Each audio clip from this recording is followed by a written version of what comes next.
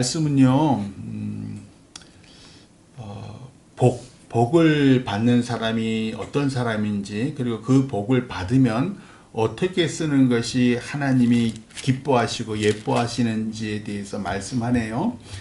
1절 한번 같이 또 읽어봐요. 시편 112편 1절 말씀 같이 읽어요. 시작. 할렐루야. 여호와를 경외하며 그의 계명을 크게 즐거워하는 자는 복이 있도다. 이게 딱 선포를 하면서 들어가요. 그러니까 복이 있는 사람은 어떤 사람이냐? 여호와 하나님을 경외하며 존경하고 두려워하며 또 하나님의 계명, 하나님의 말씀을 크게 즐거워하는 자다. 하나님의 말씀을 크게 즐거워하는 거. 그러니까 하나님의 말씀 솔직히 우리가 안 즐거워하잖아요. 성경 말씀 읽는 것도 어렵고 정해서 딱딱 하나님 말씀을 읽어야 되는데 잘 안 하고 다른 일은 바쁜데, 그리고 사실은 이렇게 예배 가운데도 참 목사의 설교를 들어주는 것도 막 힘들잖아요. 그런데도 불구하고 이 사람, 어떤 사람? 하나님을 경외하며 하나님의 계명, 하나님의 말씀을 크게 즐거워하는 자는 복이 있다. 이 얘기는 돌려서 얘기하면 신앙을, 믿음 생활을 자신의 삶의 중심에 두는 사람은 복이 있다. 왜? 하나님이 제일 이뻐하니까. 하나님이 제일 이뻐하니까 하나님께서 복을 줄 수밖에 없다. 그것이 복을 받는 비결이에요. 그리고 2절 같이 한번 또 읽어봐요. 시작.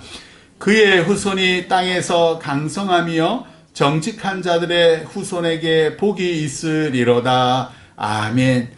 저도 젊었을 때는 몰랐는데 이렇게 아이가 낳고 아이가 이제 어른이 되어가고 막 이런 걸 보면서 참 걱정 근심이에요. 우리가 다 그렇잖아요. 우리가 부모가 되면 걱정 근심이 생겨요. 특별히 나도, 내 아내도, 뭐 내 배우자도 걱정 근심이지만 특별히 후손들이 그냥 유리 위를 걸어가는 것 같고, 빙판길에 걸어가는 것 같고, 얘네들이 뭐 조그만 고난이 있으면, 아이고, 이걸 어떻게 감당하나 싶은데, 그러니까 늘 부모는 여전히 품 안의 자식이라고 생각을 하는 거예요. 그런데도 불구하고 하나님께서 나의 말을 크게 즐거워하는 자에게는 후손들이 땅에서 강성하고 또 정직한 자들의 후손, 그러니까 하나님을 우리 삶의 중심에 놓는 사람들은 끊임없이 정직하려고 애써야 돼요. 정직한 사람 참 힘들어요. 이 세상에서 정직하게 사는 사람들은 어리석어 보이고 바보 같아. 왜냐하면 수많은 사람이 뒤로 안 보이는 데서 어두운 데서 사기를 치든 뭘 하든 간에 그렇게 해서 부와 권세를 얻어가는데 정직하게 있는 그대로 살아가는 사람 바보 같아요. 그런데 그 하나님을 섬기는 사람, 하나님의 말씀을 크게 즐거워하는 사람들은 정직한 자일 수밖에 없어요. 그래서 정직한 자들의 후손에게 땅에서도 강성케 하고 그들에게도 내가 네 애비가 정직한기 때문에 너희에게도 내가 정직함을 주겠다라는 복을 주겠다. 하나님을 주시겠다라는 얘기예요. 3절도 또 기가 막힌 게 또 이걸 또 주셔요. 3절에 같이 읽어요. 우리가 제일 좋아하는 거. 시작. 부와 재물이 그의 집에 있으며 그의 공의가 영구히 서 있으리로다. 아멘. 그러니까 땅에서 강성하다는 뜻은, 땅에서는 사실은 이 재물이 최고잖아요. 재물과 권세가 최고인데, 그래서 하나님께서 너 어렵고 힘든 거 다 알아. 근데 내 말씀을 즐거워해봐. 그리고 한번 정직하게 살아봐. 그러면 부와 재물을 내가 너희 집에 줄게. 대단한 말씀이죠. 그러니까 정직하게 사는 게 참, 장사하는 사람도 어렵고, 이 목사도 참 정직하게 사는 게, 하나님 말씀을 크게 즐거워하는 게 참 어려워요. 그런데도 네가 그렇게 살아봐. 그게 공의롭게 사는 거예요. 뒤에 나오는 게 그의 공의가 영구히 서 있으라. 네가 어떤 환난과 유혹과 고난과 가난 가운데서도 네가 하나님 말씀을 즐거워하며 하나님 말씀대로 정직하게 살아봐. 그러면 너희 공의가, 내가 너와 함께 있을게. 그 영구히 서 있으리로다.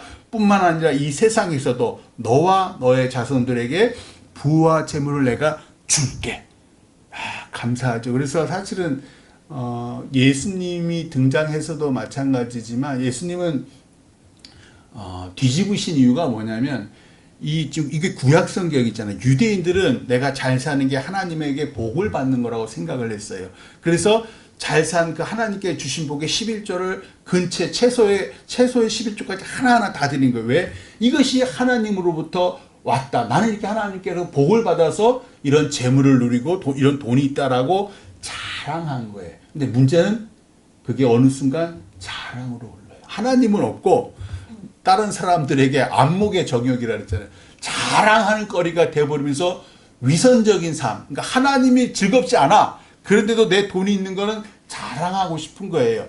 그러다 보니까 예수님이 신약에 등장해서 가난한 자들에게 복이 있는 것이다 라고 얘기를 하는 이유는, 그러니까 이 부자들아, 위선적인 삶을 살지 말고 다시 하나님께로 돌아와라는 그 깊은 뜻이 있으셨던 거예요. 그럼에도 불구하고 하나님은 말씀하세요. 오늘 말씀대로 부와 재물을 나를 크게 즐거워하는 자, 나를 경외하는 자에게 주겠다라고 얘기를 하세요. 자, 4절도 한번 같이 읽어봐요. 시작.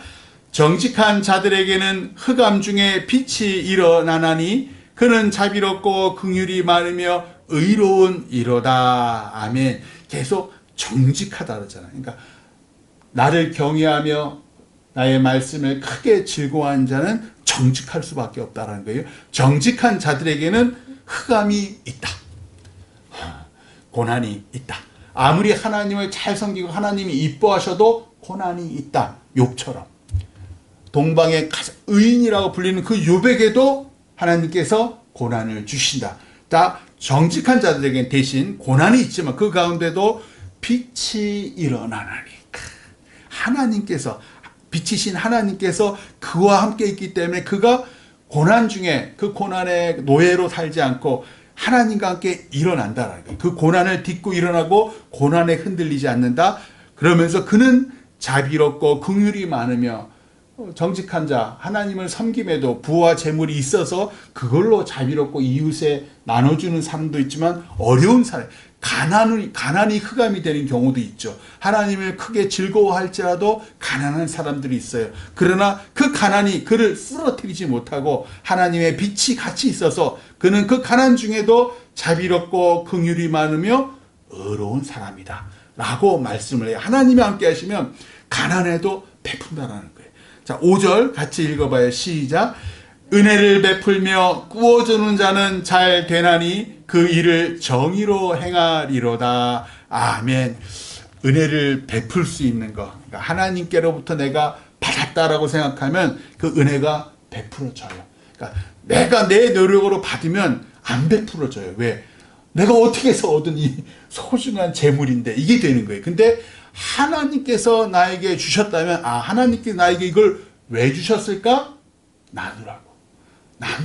어렵고 힘든 사람에게 나누고 필요한 사람에게 나누라고가 돼요. 왜? 이건 내 노력으로 받은 게 아니라 하나님께로부터 받았기 때문에 따라서 그 하나님께 받은 은혜를 베풀며 또 재물을 구워주게 되고 그러니까 더 잘 되고 그 얘기입니다. 그래서 그 모든 일들을 정의롭게 행하리로다 라는 말씀을 해요. 또 6절 같이 읽어봐요. 시작. 그는 영원히 흔들리지 아니하며 의인은 영원히 기억되리로다. 아멘. 영원히 흔들리지 않는다. 어떤 유혹과 고난에도 그를 흔들 수 없다. 재물이 그를 흔들 수 없으며 누군가의 유혹이 또한 그를 흔들 수 없다. 7절 말씀 또 같이 읽어요. 시작. 그는 흉한 소문을 두려워하지 아니하며 여호와를 의뢰하고 그의 마음을 굳게 정하였도다. 아멘. 이 흉한 소문이라는 건요, 중상모략입니다.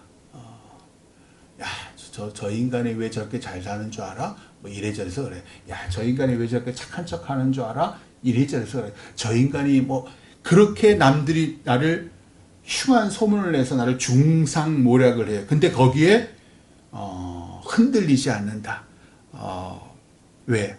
하나님께서 아시니까. 하나님께서 내 마음을 아시고 내가 어떤 사람인지 아니까 그 중상모략, 흉한 소문을 두려워하지도 않고 하나님을 믿고 마음에 평안을 갖고 있다. 그래서 여호와를 의뢰하고 그의 마음을 굳게 정하였도다. 세상의 그런 사소한 말에 흔들리지 않는다. 사소한 비난에 흔들리지 않는다. 8절 같이 읽어봐요. 시작. 그의 마음이 견고하여 두려워하지 아니할 것이라. 그의 대적들이 받는 보응을 마침내 보리로다. 아멘. 하나님을 경외하며 말씀을 크게 즐거워하는 자는요, 고난과 중상 모략에도 평안하고, 그가 아니라 하나님께서 언젠가, 그러니까 내가 그 중상 모략을 나를 유혹하고 나를 막 비난하는 사람들을 직접 응징하는 게 아니라 하나님께서 때가 되면 그 대적들, 나를 중상모략하는 그 사람들을 심판하시라, 보응을 하시니라. 마침내 그가 의인이 그걸 보리로다라고 약속하세요. 그러니까 우리가 억울한 일이 있더라도 우리 힘으로, 내 능력으로 하지 마세요. 하나님께 맡기세요. 그럴 수 있는 힘은 기도에서 나와요. 9절 같이 읽어요. 시작. 그가 재물을 흩어 빈궁한 자들에게 주었으니 그의 의가 영구히 있고 그의 뿔이 영광 중에 들리리로다. 아멘. 말씀드린 대로 하나님께 받은 거잖아요. 주신 이도 여호와시요 거두신 이도 여호와시라. 그러니까 욥이 그 와중에도 그 엄청난 재난을 당했음에도 불구하고 그 고백을 하잖아요. 따라서 그 재물을 흩어서 나누어서 빈궁한 자들에게 주었으니 그의 의는 하나님의 의가 되죠. 그의 의가 영구히 하나님께 있고 세상 사람도 있고, 그의 뿔이라는 건요, 성경에서 뿔이라는 거는 힘, 권세, 나의 영광이에요. 그래서 그의 영광이 영광 중에 높이 들리리로다. 하나님도 이뻐하시고 칭찬하시고 세상 사람들, 특히 빈궁한 자들이 그토록 간절히 원했던 재물을 우리로부터, 하나님의 말씀을 기뻐하는 사람으로부터, 또 정직한 사람으로부터 얻었으니까 얼마나 감사하겠어요. 이것이 하나님께서 우리에게 재물을 주신 목적이에요. 빈궁한 자들에게 주어라, 흩어서 주어라. 그래야 이 세상을 이롭게 하고, 이 세상에 저 사람이 왜 나에게 주었을까? 하나님이 함께 하시는구나. 그러면 세상 사람들도 하나님을 찬양하게 돼 있어요. 마지막으로 10절 같이 읽어요. 시작. 악인은 이를 보고 한탄하여 이를 갈면서 소멸되리니 악인들의 욕망은 사라지리로다. 아멘. 욕망이 막 우리 믿는 사람들도 욕망이 있지요. 악인이든 우리 의인이든 간에 욕망이 있는데, 우리의 욕망은 더욱더 하나님께로 나아가고 싶은 욕망이에요. 하나님께 복을 받고 싶고, 하나님께 칭찬받고 싶고, 하나님이 나를 예뻐해 주고 싶고, 그게 우리의 욕망이지만, 악인들의 욕망은요, 끊임없이 중상모략하고 태클 걸고 비난하고, 어떻게든지 남 잘 되는 꼴이 싫고, 그게예요. 악인은 우리가 잘 되는 걸 보고, 우리가 재물을 흩어서 가난한 사람들에게 나눠주고, 가난한 사람들이 우리를 통해서 하나님을 찬양하는 거, 그 꼴이 보기 싫어요. 왜 악인은 이를 보고 한탄하여 이를 갈면서 소멸되리니. 왜? 생명의 주 하나님께서 그를 소멸시켜요. 그래서 악인들의 욕망도 사라지게 되었습니다. 따라서 오늘 말씀의 결론은 그래요. 우리가 하나님으로부터 받은 복은 내 믿음에 대한 보상도 상급도 아니에요. 이 복은 이웃에게 흘려보내라고 잠시 주신 하나님의 선물이에요. 그래서 우리가 하나님 경외하며 말씀을 크게 즐거워하며 살 때 성숙한 신앙인으로서 하나님께도 칭찬받고 세상 사람들에게도 유익이 되는 줄 믿어요. 하나님이 이뻐하시는 사람 되셔서 하나님 복받아 세상에 흩으시기를 주님의 이름으로 축원합니다.